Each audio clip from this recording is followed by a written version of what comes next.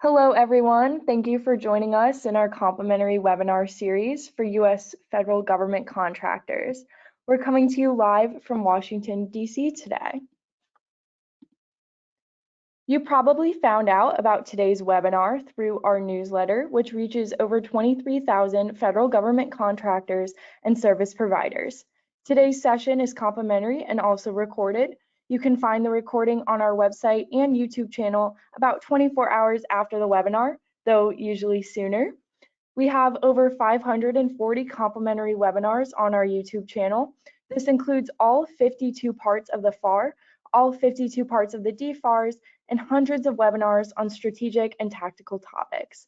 If you'd like to advertise in our newsletter or in any of our upcoming webinars, please email us at hello@jenniferschaus.com. Okay, and now a little bit about us. We are a specialized consulting firm focused on working with established federal contractors.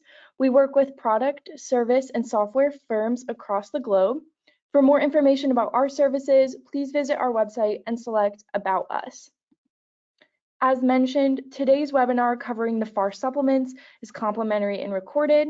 We began this series in January 2022, and you can find these past recordings on our website, as well as the future schedule with registration links. And as you can see here, we've covered several of the FAR supplements already, and we will be winding down our series on August 24th with the Veterans Administration. And then on Fridays, we cover the same agency or department in a Playbook series. The Friday webinars discuss upcoming bidding opportunities, contracting trends, small business resources, and oftentimes feature a government speaker. The full schedule and past recordings are on our website under the Playbook tab. Please note our summer soiree for U.S. federal contractors has been moved from June 20th to Monday, July 18th. Again, the new date is Monday, July 18th. If you've registered before June 16th and need a refund, please email us at hello@jenniferschaus.com. Anyone can register as an attendee. We also have corporate sponsorships available and are expecting 100 to 200 federal contractors. The registration link is on our website under the Events tab, or you can find it in my auto signature when I send out the recording from today's webinar. Government agencies and sponsors will be announced as they confirm, and we hope to see you Monday, July 18th. We'd like to thank our sponsors for the event on July 18th, C3 Integrated Solutions, a provider of Level 2 CMMC certification, and also Brothers Mechanical Federal Division, an engineering and commercial HVAC company serving the federal marketplace. And from the government side, we've confirmed attendance from HHS, Health and Human Services, which we'll be talking about today. Please purchase your ticket on our website under the tab Events. And now we'd like to thank our sponsors who helped make this webinar series possible. First, we'd like to thank the Virginia PTAC. Virginia PTAC is based out of GMU in Fairfax and offers free one-on-one counseling to firms in Virginia on federal, state, and local procurement topics. Online resources and group trainings are free with no restriction on business location. If you're interested in learning more, please use the links provided to explore what PTACs can offer. And a special thanks to the Federal Business Council. The FBC creates and manages virtual and in-person meetings and events to connect industry and government thought leaders, product providers, and solutions with government programs that use them. The FBC works with a variety of federal agencies to connect government and industry in the form of in-person and virtual conferences, training events, policy dialogue, and outreach. Over the last 40+ years, FBC has become a comprehensive resource for connecting industry and the federal government. Next, we'd like to thank Dastin. Dastin is an IT and cloud solutions provider working with corporations, the military, and government agencies to lower their costs, increase scalability, improve operational efficiency, and meet compliance regulations using targeted cloud-based solutions.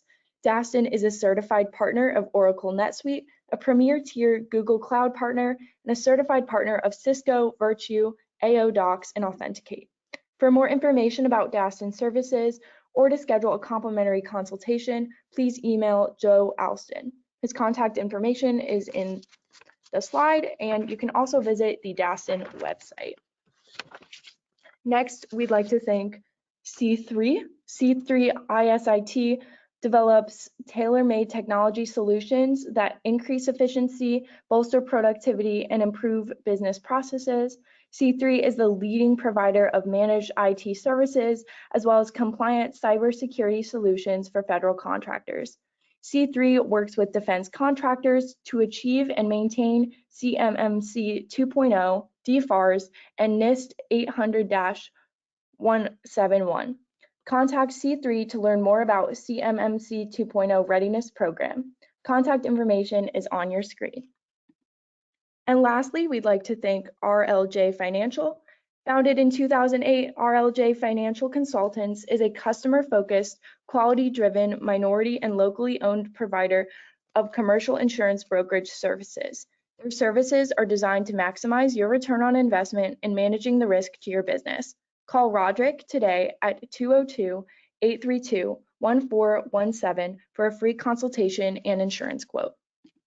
Thank you again to the attendees and our speaker for joining us today in our FAR Supplements series. So today we will be digging into the FAR Supplement on Health and Human Services. Our speaker today is Janae Ani, and she represents the firm Stinson. As a reminder, we don't take any questions, so if you have any questions for Janae, her contact information will be displayed at the end of the presentation, and you can contact her directly. Thank you, Janae, for joining us today. I'll put myself on mute, and you can just let me know when you're ready for the next slide. Great, thank you.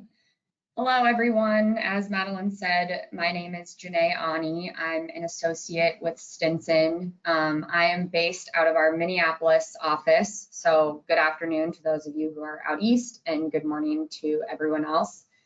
My contact information is there. You can email me, call me, any questions, since we don't do questions during this. So, Madeline, you can go to the next slide. So this presentation, I focused it on some of the certain parts of the supplement that are either deviations or substantively supplement the FAR. But I want to first start with just an overview of HHS. I'm sure everyone on here knows, but HHS is a government agency focused on providing effective health and human services. And they focus primarily on the sciences underlying medicine, public health, and social services. There are a number of agencies within HHS. I've listed just a few on the screen for you. These include the Office of Civil Rights, the National Institutes of Health, the Centers for Disease Control and Prevention, among many others.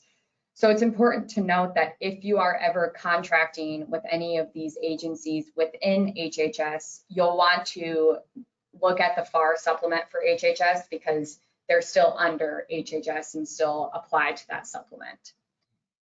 So the supplement that we're going to be talking today is known as the HHSAR, or the HHS Acquisition Regulation. I'll refer to it mostly as the supplement. It can be found in whole in 48 CFR Part 3, and HHS also has it in full on their website. This was last amended to be current with the FAR requirements effective December 18th, 2015. And what the supplement does is establish policies and procedures to implement and supplement the FAR. And as I said, this presentation will mostly focus on the supplementing part of the purpose of the acquisition regulations. Next slide, please. So I'm going to go through just some high-level important subparts of the supplement. And the first is definitions to note. As you can imagine, the supplement, along with any other government entity or agency, has many, many acronyms in it. But one that I wanted to point out is the head of the contracting activity, or HCA, because I will be using this throughout today.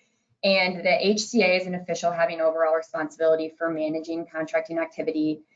This is separate and a different role from a contracting officer, which I will refer to as a CO throughout the presentation.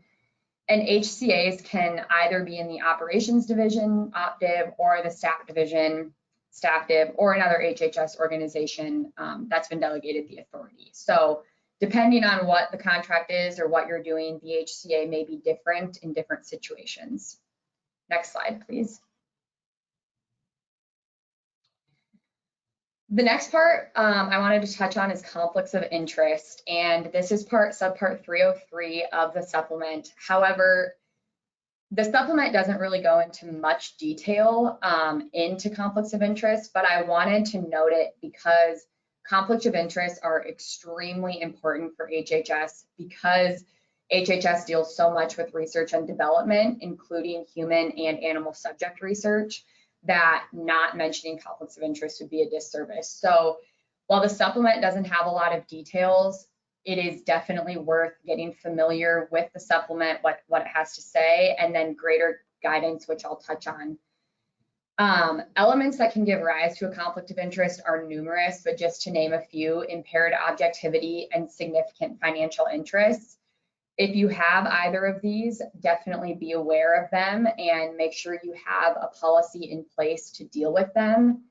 If you are a contractor that regularly deals with HHS, it would be a good idea to develop a conflict of interest mitigation policy that you have in place that you can present to HHS anytime a new contract is awarded or a new conflict arises. And you can just say to them, you know, I know how I'm going to deal with this. Here's how we're going to do it. Here's why it will not have an impact.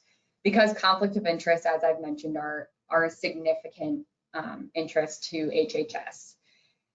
A few times throughout the presentation today, I'm going to touch on guidance and requirements specific to human subject research. Because HHS conducts so much of this, I want to call out just some areas that touch on this specifically. Within conflicts of interest, HHS does have guidance that they have published, which I've linked on the slides here, and you'll be able to access once they're sent out. And this guidance gives specific mechanisms and procedures that a contractor can implement in order to avoid conflicts of interest for human subject research. I've listed just a few of the examples that this guidance gives on the screen. For instance, establishing independence of the institutional responsibility for research from management. So basically keeping the research part separate from the business part, or utilizing independent organizations to administer and hold financial interests. Like I said, these are just a couple examples, but it is definitely worth going to this guidance if you are engaged in human subject research. Next slide, please. The next subpart, still in 303, standards of conduct I wanted to touch on are violations or possible violations of the Procurement Integrity Act. And I wanted to touch on this because it can kind of go two ways, and it's up to the contracting officer to make the determination of which way that will go. So once a contracting officer receives either a reported violation or a possible violation of the PIA, they have a determination as to whether that reported violation will have an impact on the pending award or selection of the contractor, or if it won't. So if the CO determines that the reported violation won't have an impact, all they have to do is submit that decision with supporting documentation to the HCA. However, if the CO determines that the reported violation will have an impact on the pending award or selection, then they refer that to the HCA, and the HCA must then do two things. First, they must refer the matter to the Associate Deputy Assistant Secretary for Acquisition and determine the necessary action in accordance with FAR 30147C. So it's up to the CO. I just wanted to point it out because, you know, a possible violation or a reported violation doesn't automatically mean that action will be taken and it's going to impact any award. It's up to the CO. Next slide, please. The next couple slides are going to focus on contracts that are funded in whole or in part from Prevention and Public Health Fund funds, so PPHF. And these will apply to any contracting instrument, whether that be a contract, subcontract, or grant. And it applies to those instruments receiving any type of PPHF funds, whether it's in whole or in part. So the first requirement is reporting requirements. And every PPHF fund contract, you have to record and report the dollar amount of contract invoices and the supplies delivered and services performed. That's for any contract that has PPHF funds. For those contracts that are valued at $25,000 or more in whole or in part PPHF funds, you have additional information that you have to report that's identified in the supplement in 352 Subpart 204-70. So if you are a contractor with the value of $25,000 or more, definitely look at that part of the supplement because you'll have some additional things you need to report. Let's see here. So you have 30 days from the end of the reporting period, which can vary based on what kind of contract it is, what the contract is for, what kind of contracting instrument was used. So the supplement will lay that out for you, and you have 30 days from the end of the performance period to submit your reporting requirements.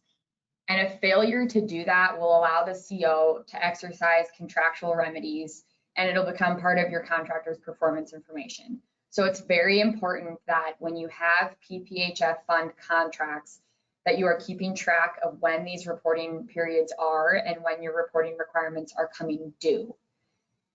The CO under the supplement is supposed to help you in some ways do that by structuring contract awards that involve PPHF funds in a way that will allow the contractor to separately track PPHF funds. However, if the CO does not do this, you as a contractor still have the responsibility to report. So it is in your best interest to maintain your own accurate, sufficient documentation of where the PPHF funds are going, because even if the CO doesn't structure the contract how they are supposed to, you will still have this reporting requirement obligation. Next slide, please. In addition to the reporting requirements, PPHF fund contracts have some specific publication requirements. These are mostly responsibilities that the CO has, but just wanted to make you aware. Pre-award, the PPHF fund awards or contracts, whatever quotation document is used, must be posted within 1 day of issuance of that. And then post-award, contracts that are exceeding $25,000 in value must be posted on the PPHF website within 5 days. So just to make you aware, when there's PPHF contracts, there might be some different publications coming out. Next slide, please. Moving on to Subpart 307-7101, acquisition plans. So acquisition plans are required for all acquisitions that are expected to exceed $500,000, including options. And we'll touch on options just in a little bit.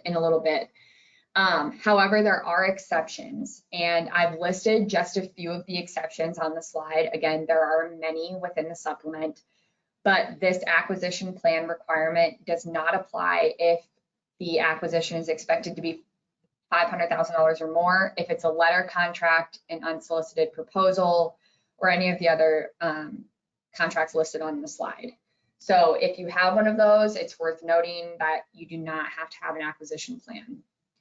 If you are required to have an acquisition plan, so the contract exceeds $500,000 and does not fall under one of the specified exceptions, the HHS website provides a template that you can use for your acquisition plan, which I would recommend because it lays out everything that you need in it. However, it's not required that you use the template. It is required to have these 7 parts of the acquisition plan, even if you don't use the template. Those 7 are a transmittal and approval form, a summary sheet, project considerations and information, clearance and approval checklists, acquisition milestone schedules, independent government cost estimates, and any attachments that are identified in those. So even if you don't use the template, you still must have these 7 parts in your acquisition plan if you are required to have one. Next slide, please. The next subpart is contracting by negotiation, and this is the only authorized FAR deviation that is found in the supplement. So I wanted to note it. It is a very, very narrow exception to the FAR or deviation, but it may apply to some on here, so I wanted to talk about it. If the HCA determines that biomedical or behavioral research and development acquisitions are subject to conditions other than those specified in FAR 52.215-1C3, then the HCA may authorize for use in competitive solicitations this provision that I've listed here and quoted here, late proposals and revisions. So there are many layers to this exception. It has to be a biomedical or behavioral research and development acquisition, and it must be subject to conditions other than those that are found in the FAR. If those two are met, then the HCA may, they are not required to, but they may authorize the use of this quotation in competitive solicitations. And what this authorization allows is the consideration for late proposals and revisions. So it's worth noting because if you are, or if you receive or you're contracting or competing for a biomedical or behavioral research and development acquisition that is subject to conditions other than those in the FAR, and the HCA has authorized use of this, there can be late proposals and revisions be considered under the supplement. Next slide, please. Along with late proposals and revisions, I wanted to touch on unsolicited proposals. These do not have a similar narrow exception. This is just general. The HHS under the supplement is allowed to consider unsolicited proposals if they meet and include this warranty, and I've quoted it on the screen. This is one of the few parts of the supplement that it does not say something similar to, something equal to. You must include this exact warranty and this exact language in the unsolicited proposal in order to have it be considered, and it must be signed by the responsible management official. The HCA may also consider unsolicited proposals that were previous grant applications if the grant was not rejected for lack of scientific merit. So if you have a grant rejected for any other reason, it's worth noting that you may still apply for a contract unsolicitedly, and HHS can consider that. Next slide, please. Very quickly, wanted to touch on options just because I've mentioned them a couple times. When included as a part of a multi-year contract, options cannot extend performance of the original requirement beyond 5 years under the supplement. Options, if they are exercised, receive funding from the then current year fiscal year's appropriation. Again, just wanted to quickly note since I had mentioned options a couple times. Next slide, please. Along with conflicts of interest, privacy is another significant area of interest to HHS, given that they are a health and human services agency and have so many programs and agencies under them that deal with health information and sensitive information to an individual. So I'm sure we all know about Hipaa. Under Hipaa, HHS is considered a covered entity. However, it's not like your typical doctor or nurse's office. It's a hybrid entity. And with being a hybrid entity, it brings some special considerations for HHS. So because it's a hybrid entity under Hipaa, only portions of HHS are subject to Hipaa. And those portions that are subject to Hipaa are known as healthcare components, or HCCs. HCCs have special rules and regulations that they must follow when contracting because they are required to be compliant with HIPAA.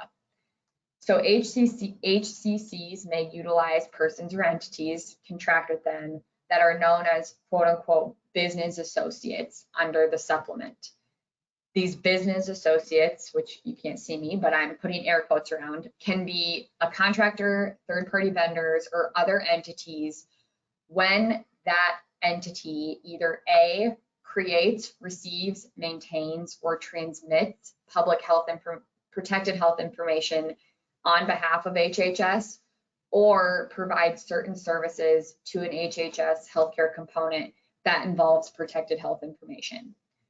So very high level, very broad, very generalized, HCCs are allowed to contract and do business with those entities who essentially are also subject to HIPAA and already work and handle protected health information.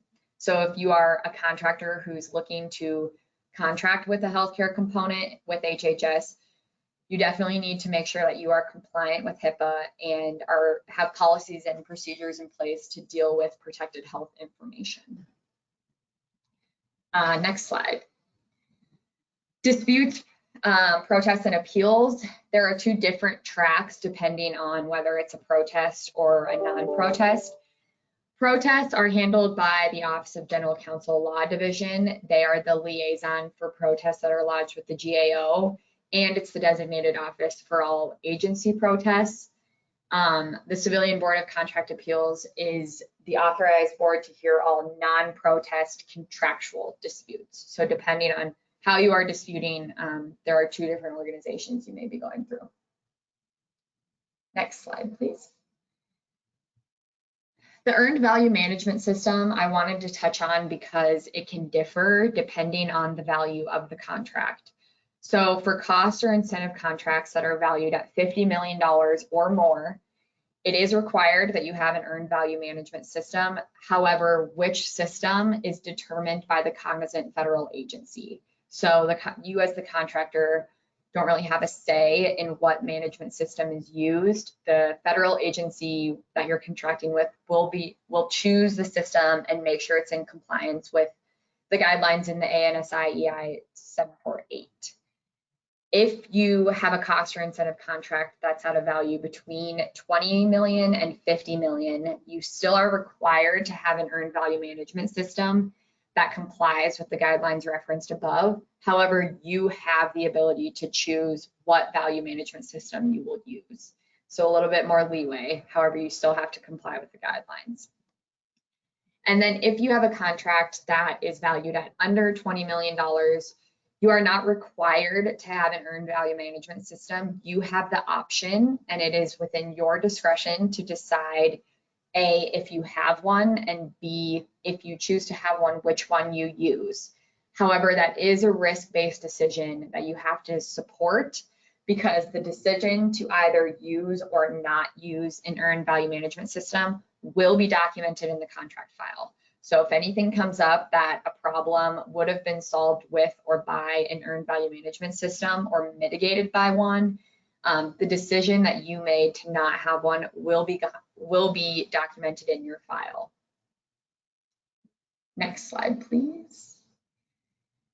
So as I mentioned, human subject research is a big part of HHS, and I didn't want to go into too much detail in this generalized presentation. But if you are involved in human subject research or animal subject research, you'll want to look at Subpart 370 of the supplement because it has additional regulations and requirements. But just wanted to point out, if you are contracting for human subject research, the CO will likely require a federal-wide assurance or an FWA that's been approved by the HHS Office for Human Research Protections. And this will be required of any contractor, subcontractor, or institution that's engaged in human subject research. You can apply for an FWA. Usually you have to provide approval of one before the contract will be awarded. But if you don't have one, you can submit an application of why you do not have one with your proposal. And you can also apply for an FWA prior to submitting a proposal. And the decision whether to approve or grant an FWA is made by a contracting officer on a case-by-case basis. So that's all I have for you today. That was a lot of information, but I wanted to provide just a very high-level general overview of the HHS supplement to the FAR. This has been a very short snippet of the acquisition regulation supplement, so I would again highly recommend that you consult it when you become a contractor or begin contracting with HHS. In addition to developing the conflict of interest policy and taking special note if you are doing human subject research or animal subject research. So I appreciate everyone joining today. Again, my contact information is on the screen. I'm happy to take any calls or emails, and I hope you all enjoy the rest of your day. Thank you again, Janae, for such a great presentation. Thank you to everyone who attended. The recordings and slides will be available within about 24 hours or less. And don't forget to check out our website for our upcoming event on July 18th. So that concludes the webinar. Thank you so much and have a great rest of your day.